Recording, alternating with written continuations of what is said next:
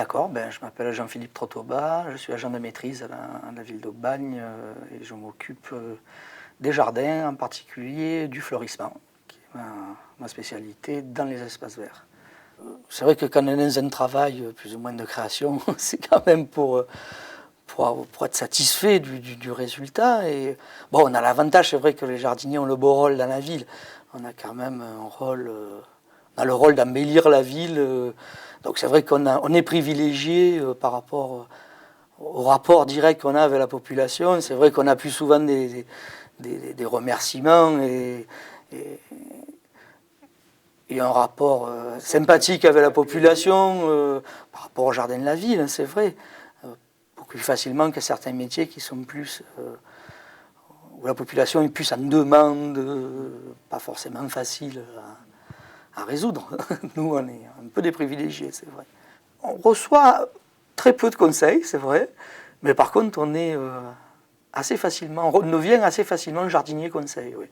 Ça, on est arrêté en permanence pour savoir comment je dois tailler mon arbre fruitier, est-ce que je peux semer mon gazon maintenant, ouais, ça en permanence. C'est vrai que c'est très courant.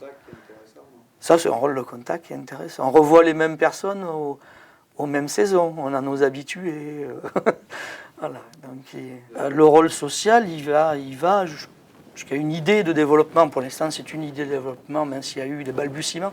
C'est un travail au niveau des écoles, sur l'environnement, au niveau des jardins, au niveau de l'apprentissage, le respect des fleurs, des arbres. Et on a déjà planté des massifs de fleurs en ville avec des écoles. Donc pour sensibiliser, faire sortir les enfants des écoles et les faire planter sur des places publiques pour les sensibiliser donc au respect de l'environnement, aussi les sensibiliser aux problèmes des chiens, des déjections, tout ce qui s'ensuit. Donc c'est vrai que c'est un rôle qui s'élargit, qui est à peine à son début. C'est vraiment les balbutiements, mais il me semble que c'est un rôle qui va être important dans les années à venir. Parce que je pense que c'est ressenti en tant que tel par la population. Parce que c'est vrai qu'il y a une proximité avec les gens aussi. Nous avons vraiment une réelle proximité avec les gens, avec la population. Le fleurissement est un métier, je pense, typiquement service public. Oui.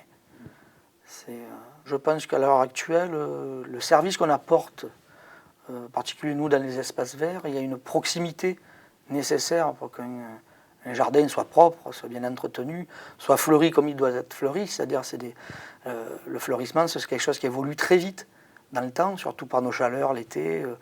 Donc on ne peut pas se permettre d'avoir un temps de passage tel jour à telle heure et ne plus y passer de 3 semaines, ce qui est à peu près le temps de passage si on fait passer les jardins au privé, parce qu'il y a un planning qu'on doit respecter. Nous, on doit avoir une présence permanente pour pouvoir réagir au coup par coup, pour que les jardins restent assez beaux. Et c'est vrai que jusqu'à présent, au niveau du fleurissement et des jardins, le fleurissement surtout, les municipalités n'ont pas trouvé encore la solution pour faire basculer ça au privé. Moi je suis un fervent défenseur du service public. Parce que je pense qu'il y a vraiment une réelle notion de service qui à mon avis ne sera pas possible avec une notion de profit absolu. Et on est un service public, on est au service des gens. On n'est pas là pour avoir forcément un résultat générant des bénéfices.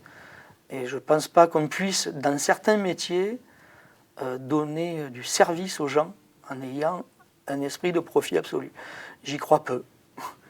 Et on n'a pas des exemples qui nous